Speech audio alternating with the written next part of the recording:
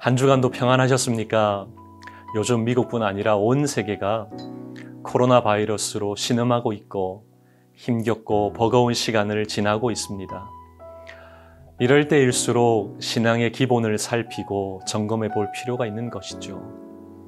오늘부터 시작하는 4주 동안의 강의가 코로나 숲을 뚫고 인생의 로드맵을 그려가는 기회가 되기를 소망합니다. 오늘은 첫 번째 시간으로 은혜에 대해 함께 살펴보겠습니다. 사람이 어떤 자리에 있는가, 어떤 자리에 머무는가 하는 것은 참 중요합니다. 왜냐하면 그 자리에서 많은 영향을 받고 많은 영향을 끼치기 때문입니다. 여러분은 오늘이라고 하는 시간 속에 어떤 자리에 있으셨습니까? 어떤 분은 섬김의 자리에서 가정을 사랑으로 돌보신 분도 있고 쉼의 자리에서 충전하신 분도 있을 겁니다. 또 어떤 분은 즐김의 자리에서 기분 전환을 하신 분도 있고 스트레스를 푸신 분도 있을 겁니다. 여러분은 어떤 자리에 있으셨습니까? 언젠가 한번 30대 초반에 사별하신 권사님과 함께 교제하며 식사를 하는데 권사님께서 이렇게 고백하시는 겁니다. 남편분이 암으로 돌아가시기 전 남편과 함께 마지막으로 바닷가로 여행을 가서 남편의 손을 꼭 잡고 해변을 1시간 걸었는데 그 1시간이 30년의 시간을 견디게 했다라고 고백하시는 겁니다. 저는 그때 무릎을 탁 쳤습니다. 아, 그렇구나. 시간적으로는 1시간이지만 이 시간은 깊이로 흐르는 시간, 두께의 시간이구나. 저에게는 큰 깨달음이었습니다. 만약 우리에게도 하나님과의 깊이로 흐르는 시간이 짧게라도 있다면 자족하면서 감사하며 살지 않겠습니까? 우리 스스로에게 한번 물어보십시오. 나에게는 깊이로 흐르는 시간이 있는가? 두께로 흐르는 은혜의 자리가 있는가 말입니다. 우리는 흔히 이런 말을 많이 합니다. 이 세상에는 공짜가 없다. 하늘은 스스로 돕는 자를 돕는다. 이 말과 속담은 대가를 지불해야 자신이 원하는 것을 얻을 수 있다는 교훈이 담겨 있습니다. 여기에는 우리가 흔히 말하는 세상 윤리의 가치를 두기에 생겨난 말입니다. 그러다 보니 우리는 이 세상 윤리를 하나님과의 관계에서도 적용하려고 합니다. 우리가 얼마나 노력했는지에 대한 윤리적인 잣대로 하나님과 관계를 맺으려고 한다는 것이죠. 그러나 우리는 잘 알고 있지 않습니까? 하나님의 자녀가 된 것은 우리의 어떤 노력이나 공로로 이루어진 것 아닙니다. 오직 하나님의 은혜로, 값없이 주시는 은혜로 하나님의 자녀가 된 것입니다. 대가를 지불하고 한 것 아닙니다. 받을 자격이 있어서 받을 만한 어떤 일을 해서 한 것도 아닙니다. 우리 인생의 모든 것은 하나님이 값없이 주신 선물인 것이죠. 성경은 이 부분에 대해 아주 명확하게 말씀합니다. 에베소서 2장 8절을 보면 하나님은 은혜로 구원을 얻게 하시고 은혜로 구원에 이르게 하셨다라고 말씀합니다. 이 은혜는 받을 만한 자격이 없는 자에게 값없이 주시는 하나님의 주권적인 선물이라는 것이죠. 그러기에 하나님 편에서 생각해 보면 은혜는 하나님의 선물입니다. 값없이 주시는 선물이라는 것이죠. 그런가 하면 하나님 편이 아닌 우리 편에서 생각해 보면 어떻습니까? 정말 값없이 선물로 받고 깨닫고 있습니까? 고린도전서 15장 10절을 보면 그러나 내가 나된 것은 하나님의 은혜로 된 것이니 내게 주신 그의 은혜가 헛되지 아니하여 내가 모든 사도보다 더 많이 수고하였으나 내가 한 것이 아니요 오직 나와 함께 하신 하나님의 은혜로라. 사도 바울의 고백입니다. 우리는 이 고백을 통해서 하나님 편이 아닌 우리 편에서의 은혜가 무엇인지 알 수 있습니다. 은혜는 깨닫는 겁니다. 깨달음이라는 것이죠. 나의 나된 것이 오직 나와 함께 하신 하나님의 은혜라고 깨닫는 겁니다. 하나님께서 우리에게 아무리 귀한 것을 값없이 선물로 주셔도 그것을 깨닫지 못하면 아무것도 아닙니다. 조금 영적으로 미성숙한 사람은 환경에 의해서, 영적으로 성숙한 사람은 말씀에 의해서 깨닫게 됩니다. 환경과 말씀에 의해서 깨어질 때는 많이 아픕니다. 하지만 깨달아질 때는 신이 나고 속이 시원하고 정말 풍성해짐을 느낍니다. 그래서 깨달음은 우리에게 참 좋은 겁니다. 이 깨달음을 구체적으로 살펴보면 세 가지로 생각해 볼 수 있습니다. 첫째는 나 자신에 대한 깨달음입니다. 내가 누구인지를 아는 것이 은혜라는 것이죠. 이 세상의 성도로 살아갈 때 가장 필요한 것이 있다면 내가 누구인지를 아는 것입니다. 바로 자기 정체성, 아이덴티티인 것이죠. 데살로니가 전서 2장 4절과 디모데전서 1장 12절을 보면 사도 바울은 빚진 자의 심정을 가지고 자신이 할 수 있는 최선의 것을, 최고의 것을 드리며 하나님을 기쁘시게 하는 삶을 살았습니다. 자신은 아무리 봐도 아닌데 그런 자신을 보지 않고 충성스럽다라고 인정해 주시고 복음 전할 직분을 맡겨주셨다는 것이죠. 우리도 마찬가지입니다. 선택받을 만한 준비가 되어 있어서, 능력이 있어서 부르신 건 아닙니다. 어느 한 사람도 하나님 앞에 제대로 얼굴 한번 내비칠 수 있는 그런 존재가 아닙니다. 그저 그런 사람들인 것이죠. 그저 그런 저와 여러분을 오직 하나님께서 옳게 여기셔서 충성스럽다라고 인정해 주셨기 때문에 가능했던 겁니다. 여겨주시지 않았다면, 하나님이 나를 신뢰하고 인정하고 믿어주지 않았다면 불가능했습니다. 정말 놀랍지 않습니까?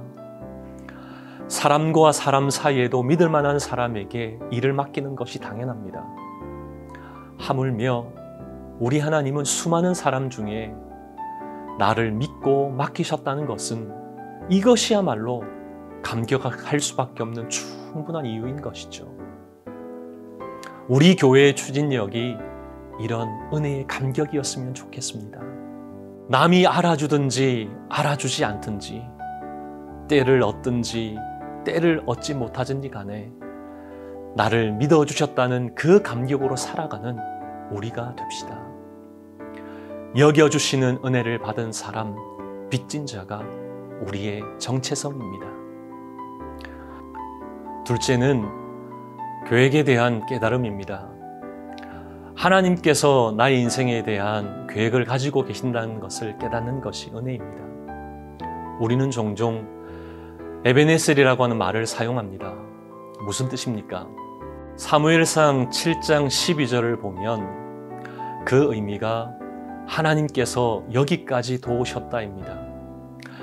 여기까지라는 말 대신에 이것까지라는 말도 바꾸어 보면 참 좋습니다. 하나님께서 이것까지 우리를 도우셨다라는 것이죠. 이 말씀에는 배경이 있습니다. 미스바 대각성이란 말이 있는 것처럼 미스바는 이스라엘 백성들에게는 자신들의 죄를 회개한 역사적인 장소입니다. 이스라엘 백성들은 늘 블레셋 사람들에 의해서 어려움을 당했습니다. 그러다 보니 이스라엘 백성들은 블레셋과 싸울 때 벗개만 있으면 승리할 수 있다고 착각했습니다. 전쟁이 하나님께 속한 것임에도 불구하고 주권자인 하나님을 제외시켰던 것이죠. 그 결과 그들은 전쟁에서 패했을 뿐만 아니라 벗개까지 빼앗기게 됩니다. 그런가 하면 블레셋 사람들도 전쟁의 승리를 축하하기는커녕 그들도 이 벗개 때문에 어려움을 겪었습니다. 그러다 보니 블레셋 사람들은 이스라엘 백성들에게 다시 이 법궤를 순순히 돌려주었습니다. 이스라엘 백성은 전쟁 없이 법궤를 되찾은 후에 자신의 어리석음과 무지함을 뉘우치면서 미스바에 모여 다시금 회개했습니다. 그런데 블레셋 사람이 미스바에 모여서 회개하고 있는 그들을 한꺼번에 죽이려고 쳐들어왔습니다. 하지만 그들은 예전과 많이 달랐습니다. 사무엘상 7장 8절을 보면 이스라엘 자손이 사무엘에게 이르되 당신은 우리를 위하여 우리 하나님 여호와께 쉬지 말고 부르짖어 우리를 블레셋 사람들의 손에서 구원하시게 하소서, 이렇게 말했습니다. 예전 같았으면 자신의 힘과 방법대로 할 것이 당연한데 그들은 자신의 생각대로 판단하지 않고 자신의 힘을 의지하지 않았습니다. 누가 도와줄 것인지를 계산하지 않고 불평하지도 않았습니다. 오히려 이스라엘 백성들은 사무엘에게 나와서 우리를 위해 기도해 달라고 간구했습니다. 철저히 하나님의 구원하심과 도우심을 소망하는 그 마음으로 나갔다는 것이죠. 이것이 바로 에베네셀입니다. 하나님께 먼저 모든 문제를 들고 나가 여기까지 도우셨다, 그 자리까지 지켜주셨다 고백입니다. 이 사실을 깨닫는 것이 너무나 중요합니다. 왜냐하면 이 깨달음으로 우리의 인생을 보게 되면 우리의 삶이 하나님 손에 있음을 알게 되기 때문입니다. 그때 우리는 하나님께서 이것까지 계획하셨군요, 이런 고백이 흘러나오게 되는 것이죠. 그때 우리는 하나님이 만들어 놓으신 그 계획의 주인공이 바로 나라는 사실을 깨닫고 너무나 기뻐하며 감격할 수밖에 없는 것이죠. 하나님께서 나를 위한 구체적인 계획이 있음에 대한 확신을 가지게 된다는 겁니다. 우리가 늘 가지고 묵상하는 성경 66권은 그냥 지혜로운 이야기가 아닙니다. 사람 살기에 필요한 정보도 아닙니다. 그저 귀로 듣게 되는 그런 좋은 말 아닌 것이죠. 이 시간을 사는 나를 위한 하나님의 구원 이야기를 펼쳐놓으신 겁니다. 이 사실을 깨닫는 순간 우리는 이렇게 고백합니다. 날 위해 십자가 지셨네. 날 위해 십자가 지셨네. 이것이 우리가 깨달아야 할 하나님의 계획입니다. 마지막은 하나님에 대한 깨달음입니다. 쉽게 말씀드리면 하나님이 다스리신다는 것, 하나님의 통치를 인식하는 것이 은혜입니다. 하나님이 다스리신다는 것을 깨닫게 되면 우리의 인생은 차원이 달라집니다. 하나님이 창조부터 종말까지 다스리시는 분이라는 사실을 깨닫게 되면 우리는 시시하게 살 수 없게 되는 것이죠. 시편 119편 125절 말씀을 보면 나는 주의 종이오니 깨닫게 하사 주의 증거를 알게 하소서라는 말씀이 나옵니다. 이 말씀은 밋밋하게 그냥 보이지만 이 말씀의 본래 의미를 보면 주의 증거, 즉 주께서 세상을 다스리시는 증거를 깨닫게 하소서라는 고백입니다. 뿐만 아니라 시편 51편 4절을 보면 다윗이 밧세바를 범한 후에 회개하면서 오직 주께만 범죄했습니다라고 고백합니다. 이 고백도 하나님이 세상을 통치하고 계신다는 사실을 깨달은 고백입니다. 하나님의 통치하심을 깨닫고 보니 하나님 앞에서 범죄한 모든 것이 정말 가슴 아프다는 말인 것이죠. 이처럼 하나님의 다스리심과 통치를 깨닫게 되면 회개의 자리로, 순종의 자리로 달려나갑니다. 그때부터 진정한 삶이 시작되고 새로운 생활로 바뀌게 되는 것이죠. 우리가 많은 일을 한다고 다 좋은 것 아닙니다. 하지만 우리가 가장 많이 하는 실수가 있습니다. 일하는 시간을 줄이고 나 자신을 하나님 앞에 내어놓아야 하는데 그게 잘 안 되는 겁니다. 조금 시간만 나면 하나님 앞에 내려놓기보다는 다른 일을 더 하려고 한다는 것이죠. 잘못하고 있는 겁니다. 우리는 하나님을 깨닫는 일에 주력해야 합니다. 좀 더 많은 시간을 내어야 한다는 것이죠. 그러기 위해서 우리가 얼마나 기억력이 나쁜가 이 사실을 잘 알아야 합니다. 우리는 하나님의 은혜를 돌아서면 잊어버립니다. 그러다 보니 우리는 나에게 주신 하나님의 은혜를 계속해서 기억하려고 노력해야 한다는 것이죠. 공부 잘하는 사람은 다 이유가 있습니다. 학교에서 배운 것을 리마인드합니다. 시험과 상관없이 계속해서 기억하고 생각한다는 것이죠. 마찬가지로 하나님이 우리에게 주신 은혜도 계속적으로 리마인드해야 합니다. 이것이 하나님을 더 많이 깨닫는 방법인 것이죠. 과거를 붙들고 살라는 것 아닙니다. 하나님께서 우리 인생에 얼마나 많이 간섭하시고 많이 개입하셨는지를 기억하면 기억할수록 하나님을 더 많이 알게 된다는 겁니다. 훨씬 더 민감하게 반응할 수 있고 하나님의 은혜에 감격할 수 있다는 것이죠. 깨닫는 일에 주력하는 하나님의 백성이 되어야 합니다. 은혜라는 것은 하나님 편에서는 값없이 주시는 선물입니다. 우리 편에서는 깨닫는 것이 은혜입니다. 이번 한 주간도 은혜를 은혜되게 살아내는 견고한 하나님 사람 되시기를 소망합니다. 사랑하고 축복합니다.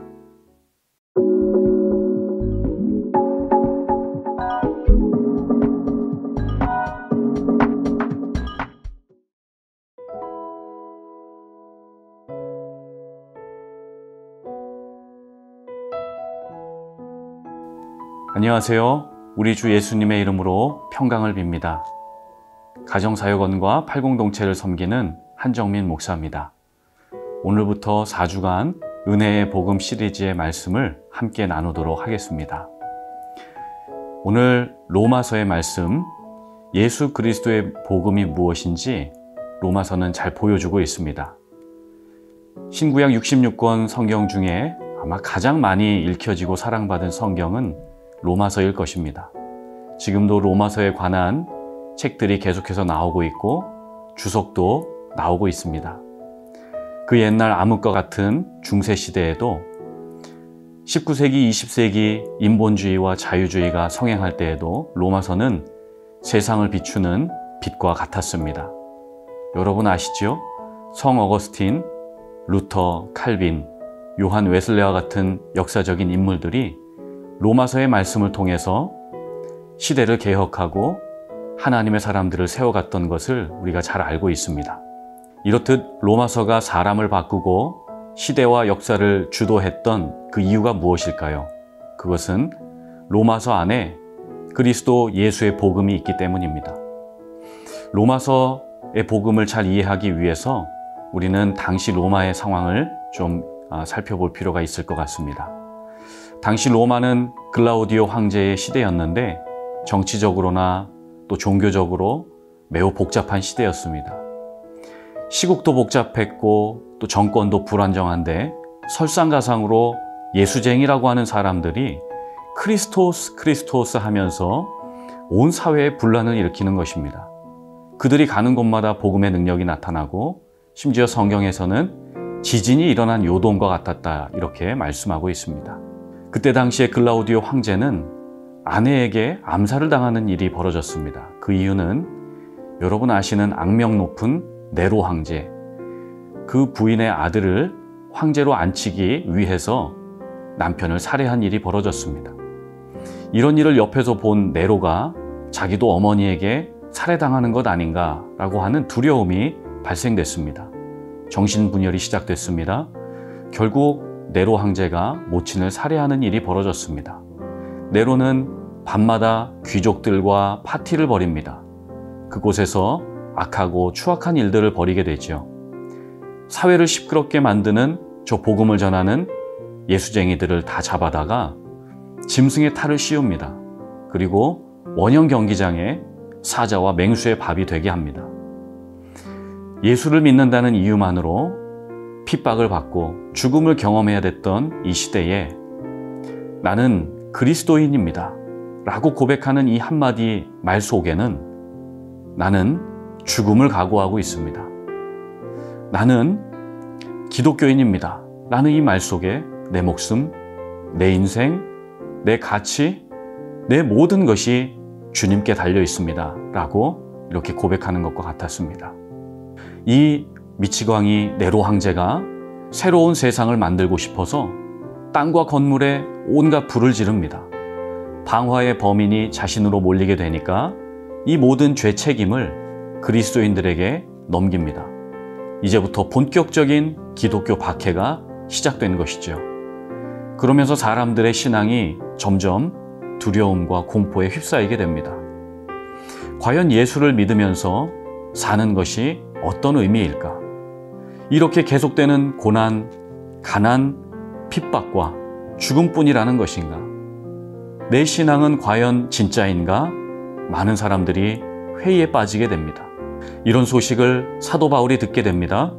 한 번도 얼굴 보지 못한 성도들이지만 그들에 대한 불쌍한 마음, 복음의 빚진 자의 마음을 가지고 그들을 어떻게 도울 수 있을까 고민하다가 로마서를 편지로 쓰게 된 것이지요.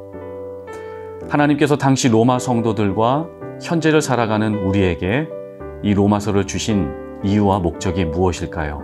그것은 이 한 가지, 복음은 모든 믿는 자에게 구원을 주시는 하나님의 능력이 된다는 사실을 깨닫게 해주고 싶었던 것이죠.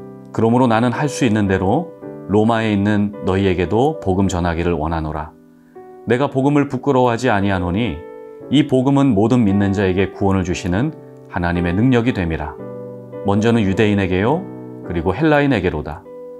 복음에는 하나님의 의가 나타나서 믿음으로 믿음에 이르게 하나니 기록된 바 오직 의인은 믿음으로 말미암아 살리라 함과 같으니라. 로마서 1장 15절 17절 말씀입니다. 바울이 그토록 전하기 원했던 것은 복음의 능력이었습니다. 복음의 그 두나미스, 다이너마이트의 어원이 되지요. 복음의 그 능력과 힘이 고난의 터널을 통과할 수 있게 해주는 복음이구나. 죽음을 염려하지 않게 하는 복음이구나. 새 생명을 주는 에너지와 같은 그 복음, 복음의 능력으로 말미암아 믿음으로 살게 된다는 그 말씀을 바울은 전하기 원했던 것입니다. 복음을 헬라어로 유앙겔리온이라고 말합니다. 영어로 굿뉴스라고 말하죠. 이 황제가 자신의 대를 이을 아들이 태어났을 때 유앙겔리온, 복음이다, 기쁜 소식이다, 이럴 때 이 단어가 먼저 사용되었습니다. 그리고 황제가 백성들을 향해서 새로운 정책을 발표할 때 유앙겔리온, 복음이다, 이런 표현을 했습니다. 하지만 황제와 귀족들 위주의 이 정책이 식민지 사람들이나 서민들에게, 일반 시민들에게 좋을 리 없었습니다. 서민들의 입장에서는 복음이 아니죠. 부당하고 편협한 복음입니다. 그렇기 때문에 사도 바울이 로마서에서 말하고 싶었던 복음은 황제의 복음이나 귀족들만을 위한 복음이 아니라 모든 예수를 믿는 자에게 구원을 주시는 하나님의 능력, 그 복음을 전했던 것입니다. 바울은 그리스도의 복음을 통해서 이방 민족과 유대인이 연합하는 복음, 인본주의의 복음이 아니라 하나님 중심의 신본주의의 복음, 황제의 복음이 아니라 하나님 나라의 복음을 전파하기 원했습니다. 목회자에게 있어서 가장 큰 행복이자 기쁨은 마틴 로이드 존스 목사님이 말한 것처럼 성도님들이 복음 때문에 행복해하는 것입니다. 성도님들이 복음 때문에 기쁨이 가득하게 되는 것이죠. 여러분, 우리는 복음으로 능력 있게 살기를 원하고 있습니다. 조국교회와 이민교회는 거룩한 부흥을 사모하고 있습니다. 부흥을 경험하기 위해서는 우리의 새로운 경험, 새로운 프로그램, 탁월한 시스템이 필요하지 않습니다. 물론 그것도 중요하지요. 그러나 거룩한 영적인 부흥을 우리가 원한다면 계속해서 거듭 복음으로 돌아가는 것입니다. 복음으로 돌아가면 나를 부르신 그 소명을 알게 되고 그 복음의 능력을 경험하게 됩니다. 사도 바울도 자신의 삶의 이유이자 그 컬링이 바로 복음이라 말씀했죠. 사도행전 20장 24절에 내가 달려갈 길과 주 예수께 받은 사명, 곧 하나님의 은혜의 복음을 증언하는 일을 마치려 하면은 나의 생명조차 조금도 귀한 것으로 여기지 아니하노라, 이렇게 이렇게 말했습니다. 여러분, 세상이 어지럽습니다. 세계적인 감염병 대유행 현상 팬데믹을 우리가 겪고 있습니다. 온 세상이 죽음의 그 두려움과 그 영으로 휩싸여 있는 것 같이 느껴질 때가 있습니다. 성경은 죽음의 영은 사단이라고 말하죠. 그러나 예수님은 말씀하십니다. 요한복음 11장 25절에 예수께서 이르시되 나는 부활이요 생명이니 나를 믿는 자는 죽어도 살겠고 무릇 살아서 나를 믿는 자는 영원히 죽지 아니하리니 이것을 내가 믿느냐. 마크 베터슨 목사님 잘 아시죠? 우리 교회도 다녀가셨죠? 그의 책 무덤에서 나오라에 보면 우리의 인생과 죽음에 대해 이렇게 설명한 부분이 있습니다. 우리가 이미 자신에 대해 죽었다면 우리는 죽음을 두려워할 필요가 없다. 우리는 더 이상 삶의 목적이 죽을 때까지 안전하게 사는 것이 되어서는 안 된다. 오래 살기를 원하는 것이 잘못된 것은 아니지만 죽음은 우리가 두려워해야 할 어떤 것이 아니다. 죽음은 2000년 전에 이미 패배를 당했다. 그리고 몸을 떠나 있는 것은 주와 함께 있는 것이다. 이처럼 죽음은 끝이 아니기 때문에 오히려 우리가 기대하는 어떤 것이다. 그것은 새로운 시작이다. 그리고 우리가 이 땅에서 소망하는 많은 기적은 최종적으로 하늘에서 이루어질 것이다 라고 말했습니다. 갈라디아 2장 20절 말씀에 내가 그리스도와 함께 십자가에 못 박혔나니 이제는 내가 주와 함께 산다 고백했죠. 우리는 예수님과 함께 십자가에 죽었지만 주님과 함께 부활한 영으로서 살아가고 있습니다. 원형 경기장에서 사자의 밥이 되어 죽어가면서도 나는 그리스도인입니다 라고 고백했던 로마 성도들의 그 신앙의 중심에는 이 부활의 복음, 십자가의 복음, 예수 그리스도의 복음의 그 능력과 그 주님을 사모하는 마음이 있었습니다. 복음은 소망의 기쁜 소식이죠. 그래서 이 힘든 세상 버틸 수 있게 만드는 것입니다. 요새는 버팀의 영성이 중요하다고 말합니다. 잘 버티는 나무는 아래로 뿌리를 깊게 내린 나무입니다. 우리가 예수 복음의 뿌리를 깊게 내린다면 어떠한 비바람에도 잘 버텨 서게 될 줄 믿습니다. 우리 인생의 최고의 가치가 복음인 사람은 복음을 즐거워합니다. 복음을 감사해야 합니다. 복음이신 예수님을 자랑합니다. 그리고 이렇게 고백하지요. 내가 복음을 부끄러워하지 아니하노니 이 복음은 모든 믿는 자들에게 구원을 주시는 하나님의 능력이 됨이라. 복음의 능력을 붙잡고 살아가시는 우리 귀한 성도님들의